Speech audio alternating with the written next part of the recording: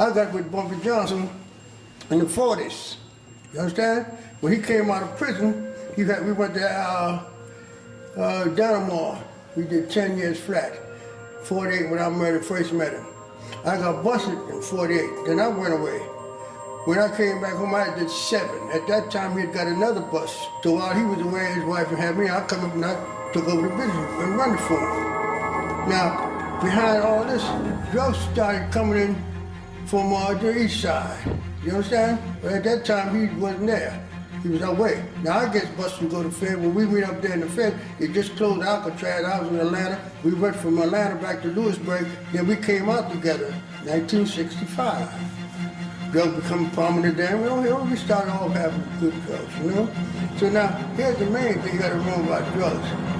We control the drugs. Like the kids nowadays don't do it. Who controlled these drugs? At the time? Yes. The beginners them had it, but we control it in this form. Anything that's done in your neighborhood must be controlled by you. In other words, no one could sell nothing in our neighborhood unless we give it to him. So unless he bought it from us. See, and you just don't come in and start selling those drugs or just selling those people. Not in our neighborhood that we don't create, because at one time we couldn't come on this hill because the Irish Duke and the Hancocks, the Irish boy, we had to fight to come from Bradhurst Avenue up to St. Nicholas. You had to fight. So all of this was about the same time as Lucky Luciano. Well, that was Lucky was faded out because Lucky and Bumpy was in Dannemora at the time. You know, before that, you know, huh? And Dannemora and him became very good friends, and Lucky loved him. You see, Lucky thought the world of him, and that was his man. So when Bumpy told him, because at the time he was a young boy, though, you understand? Bumpy told him, hey, y'all got all this shit in Harlem?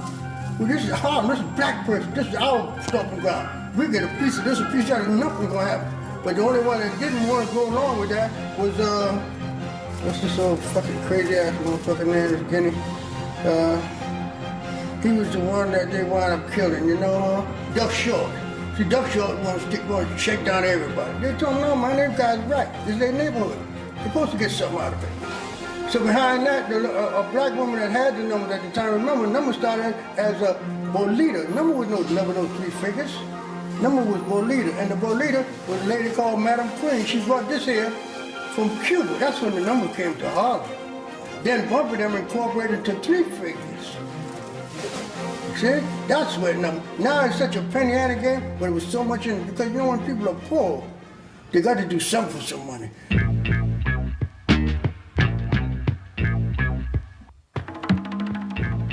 Leroy Nicky Barnes, who for 7 years in the 1970s was godfather of the largest and most profitable heroin-selling operation in the history of New York City. Between 1973 and 77, Barnes was arrested variously for homicide, bribery, drug dealing, and gun possession, but none of the charges stuck. He became a Harlem legend and very rich, and whatever he had, he flaunted, be it women or Rolls Royces. Everybody looked at the Italian era. Everybody looked at the Bumpy John, looked at that era and thought that was the era. But when Nick organized this, man, people had began to take on a sense of pride that they might as well wear a 3-piece suit, a Brook Brothers suit and some gator shoes and come out, because it was real now. These kids today, you know, they might see 100,000 in a year. Back then, they were seeing 400,000 in an hour. Back then, we shared the wealth. You had never seen this kind of money coming into Harlem. We're talking about $50,000, $60,000 a day in one block. And we're talking in a small block. $50,000, $60,000 easily, $100,000 made, one block. They were driving Rolls Royces, changing cars like people were changing shoes. They were going on trips. They were going to Switzerland, Italy. After a basketball game, he'll just say, yo, man, everybody get in the car, man. You know what I'm saying? Everybody get in the cars, man. Get as many as you can in each car, man. We're going to Puerto Rico, man, and just drive right out. Just get in the car, and just drive out to the airport, and his plane's waiting. Each individual's interest was the interest of everyone else. When a guy said, man, one day I would love to drive a Mercedes-Benz, and got in contact with Nick, in 2 weeks it could happen. Just a simple Nick saying, yo, take that. But in 1977, Barnes, who had been arrested 13 times on various charges but never convicted, was indicted once again. The dynasty had switched, and the move was made. God was the man. People give you props out of fear, and people give you props out of respect. He got his out of respect. He went from selling jeans out of a van at 18th Park, man, to, listen, on top of the world. The guy bought the Apollo Theater. He saw his dream come true, where he took over the Apollo Theater, fixed it up, and he wanted to open it with me, and we opened it, and here was the success. How many niggas buy the Apollo Theater, man? That's shit for real, man. I mean, we talk about a monument. We talk about a landmark. We talk about, man, the Apollo Theater, man. We talk about, my mama was going to the Apollo Theater when it was 75 cents, man. My mama's 65. You feel what I'm saying to you? The Apollo was the biggest thing for Afro-American people that was going on. These niggas is getting illegitimate. These niggas getting no legitimate money. They're getting drug money, man. These niggas buying the Apollo. That was like buying the fucking Empire State Building. You hear me? People came from everywhere, not just for the night, the entertainment of Stevie Wonder, not just the fact that Teddy P was going to be there. No, not just because of that, but the fact is they might happen to get a chance to get a picture with this kid named Guy Fisher. People like John Belushi, Paul Simon, and I mean, you had limousines from 8th Avenue to 7th Avenue. Niggas had minks, chinchillas, all types of furs, all types of girls was coming out there. Cars was triple parked. On 125th Street, I hadn't seen that in a long time. I think Guy's biggest mistake was buying the Apollo. I mean, personally, everything was fine with the Apollo Theater until NBC, National Broadcasting Company, wanted to televise Amateur Night again from the Apollo Theater on the Saturday night. And they gave them this big contract, whatever it was in terms of money and for how many amount of years. And you know, when corporations start getting into doing that, they look a little deeper at what's involved, who's involved. And somebody picked up the name Guy Fisher and said, well, this is the same guy that's supposed to be hooked up with Nicky Barnes and this whole drug thing. And I think from that point on, people got suspicious, and I think they canceled the deal. They was going to never let him succeed. I mean, you know, because, you know, once a black man really get on top, even if the Apollo did had been successful, I mean, it was going to be something. It was going to be an investigation or who owned the Apollo, and then everything was going to hit the fan anyways. It was his era now. Sure, it wasn't the Bronx, Queens, Harlem. He had went beyond Harlem. It wasn't Guy from Harlem, Guy from 18th, Guy from the Bronx. It was beyond that now. Seen Guy have meetings, man. You understand? And all his crew got on ice and minks and two-tone Benzes and Guy wearing Chuck Taylors, man. You know what I'm saying? Guy wearing Converse, Chuck Taylors to meetings. Guy the biggest nigga at the meeting, all right? And Guy got on a pendant that might cost $10,000, $15,000. Guy had become the guy that everybody wanted to know. All the chicks wanted to know. Everybody that was somebody wanted to know. If you know how to play ball, you wanted to go wait 5 or 6 hours to play ball just so maybe you could play against this kid. Seeing Guy Fisher and Nate Tiny Archibald talking. So I looked at them and, you know, I wanted to be like Tiny as far as, you know, the kind of person he was, playing NBA, going to college, you know, that was me.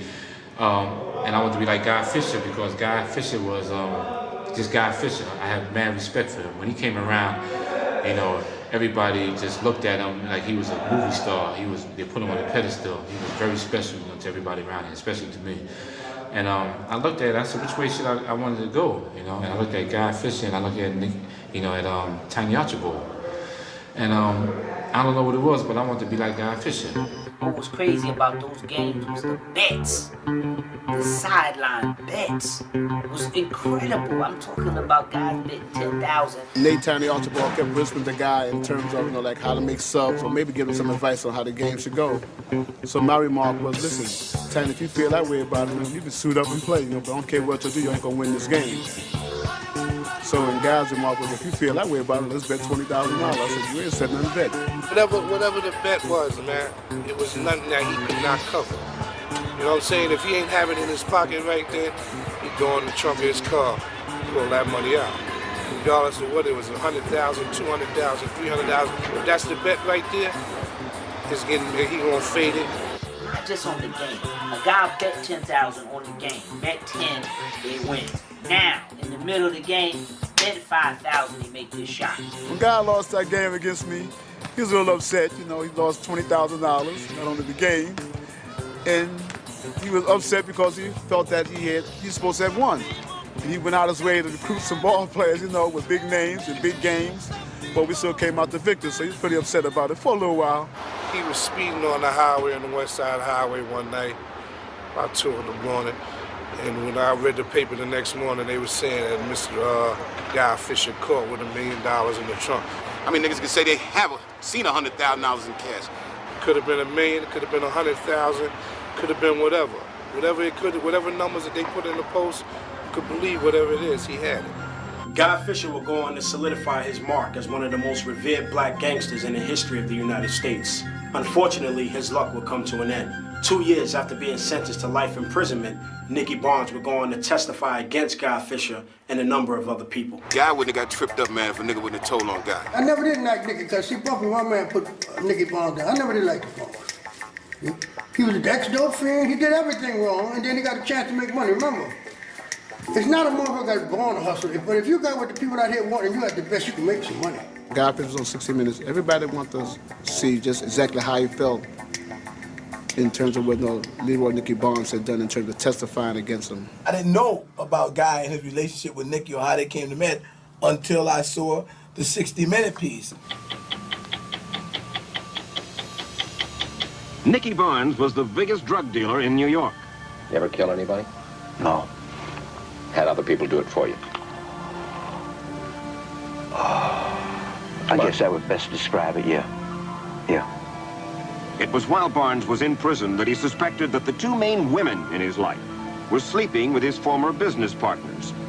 How could he get even? Testify against his old pals, put them in prison, become a hero to the feds. 8 years ago, Nick was the scum of the earth. And then 3 years ago, he became Robin Hood because he was telling. And, you know, I can remember the hype, you know, in the neighborhood when everybody was going around saying, oh, Guy's going to be on 60 Minutes on such and such a day, such and such a time. And I remember all the neighborhood running around, passing it around. Guy's going to be on 60 Minutes. Guy's going to be on 60 Minutes. Talking about Nick. Nicky Barnes turned government informant and began to tell all he knew.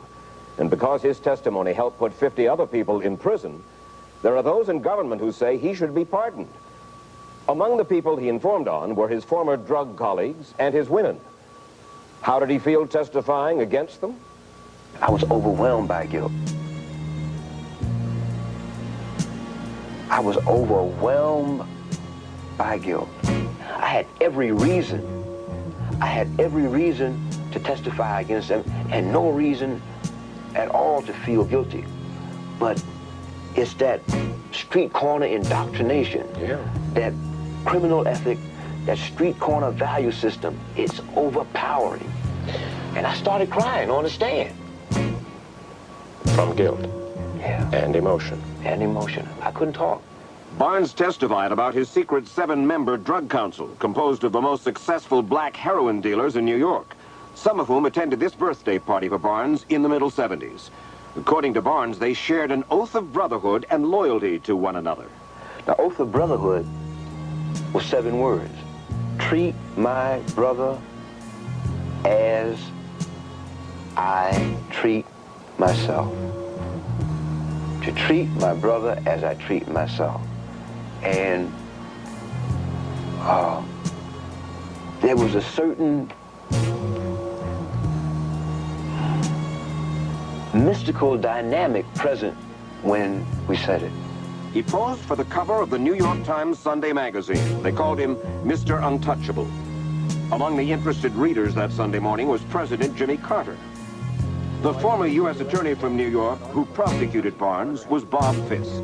I got a call on Monday morning after the Sunday in which that article appeared from Griffin Bell, the Attorney General. The Attorney General, who told me that the President had read the article and had told Attorney General Bell that he felt that the case we had against Barnes in the Southern District of New York was the most important case in his administration, because as he read that article, he felt that this case was a classic test of whether our criminal justice system works in this country. 1 year after his indictment, Leroy Nicky Barnes was convicted and sentenced to life without parole. It was while Barnes was in prison that he suspected that the two main women in his life and were sleeping with his former business partners. thus violating the code of honor that he says existed on the street. She's a very attractive woman. And in New York, there are several million eligible men. Now, I told her that we have a hands-off policy to about 20 of them. Now, the other 4 or 5 million that are out there, you do your own thing. But you know, try and be discreet with whatever it is you decide to do. From prison, Barnes would call his former friends on the street collect. And through them, he was able to have followed 24 hours a day. The trail soon led to a drug dealer named Tito Johnson. So I called one of my buddies, you know. And he said, yeah, he said, Nick, he said, yeah, she was on 7th Avenue. In your Mercedes, in your white Mercedes. And he said, I didn't even see him. They called me to the car. He said, Tito called me to the car because he wanted me to see that he had your woman. And Tito was driving my cars. He never had a foreign car. He was a Buick Oldsmobile man. And that began to eat on you. Yeah. And that eventually led to that call to Bill Tendy. Yeah. William Tendy is executive U.S. attorney in the Southern District of New York. The call to him was made by Barnes from the Terre Haute Federal Prison in Indiana. Tell me what it is you have in mind. They were a couple of friends of mine that were supposed to be doing things for me, you know. Yeah. And well, they're doing things against me, really. Mm-hmm. And I have no way to reach out to get to them, and I want to get back at them, really. Mm-hmm. That's my primary reason. Were you surprised that he was going to do it? I was surprised that a person like Nicky Barnes would do it, but when I ultimately found out the reason why he was doing these things, it made sense to me. How important was the information? I think it was terribly important. In that? I think it was terribly important because it resulted in the conviction of Barnes's, the hard core of Barnes' entire operation. See, the thing that held me together was my values. And I was tied into the criminal ethics, the street corner values that I had, the oath of brotherhood, the warmth and loyalty that I thought flowed between council members or among the council members and myself. That was gone. I mean, the whole thing exploded. Was there a drug council? Oh, the drug council is a myth. It's the first time I heard of council was when I was in court in 1983. Guy Fisher, who had a brief affair with Barnes' former girlfriend, Shemeka, was a member of that 7-man drug council, according to Barnes. Fisher is now serving life without parole after Barnes testified against him. You mean to tell me that you can give someone a life plus sentence because you said he had sex with my girlfriend? And he's putting people behind bars, helping to make cases for the feds. There is no justice in terms of that. Ah, man. I mean, 8 years ago, Nick was the scum of the earth in terms of court, being in the courtroom, in Judge Worker's court. And then 3 years ago, he became Robin Hood because he was telling. It's really sad, you know. I'm laughing, but it's sad. Though Barnes says now he began to talk against his former drug associates like Fisher out of a motive of revenge, it soon became apparent that freedom was mostly on his mind. And since Barnes knew he could only be released through a presidential pardon, he understood that the government wanted more from him. So he testified before the President's Commission on Organized Crime, wearing a hood, telling the commission about drug operations in New York. And Barnes began to snitch on his fellow inmates as well. Inside prison, Barnes learned about illegal activities that he described to prison authorities. I'm a bookmaker, and right now on camera I want to lay you 9 to 5 that Nicky Barnes, Leroy Barnes, gets out of jail. New York gangster Herbie Sperling spoke with Barnes when they were in prison together in New York. And they worked out a drug deal at Barnes' suggestion that eventually resulted in the conviction of Sperling's son. I'm doing the same sentence that Nicky Barnes was doing. Life without parole. Without parole. I've got it the longest in the country. It's worse than a death sentence. A death sentence, you're dead and life goes on. Here you linger and you linger, and sometimes people get depressed. Now, some people get so depressed that they decide to make up a story. You think he's going to get out? There's no doubt in my mind. The government has to let him out. This is part of their propaganda ploy. What they're saying is anybody that wants to get out, just make up stories about a lot of people. We got plenty of room. We got a lot of prisons. We'll replace them with you and we'll let you out. No matter what you did, no matter what you do. I think he should be given credit for his having cooperated with the government to encourage others to come forward and cooperate and bust up these operations. Essentially what should happen with him, in my view, is at some point he should be permitted to be released from prison at some point. Do you think that you should get a pardon after all the pain and misery that you caused? I think that I deserve some type of relief. Because it's customary. I don't see why policy of the Justice Department should change because of Nicky Barnes.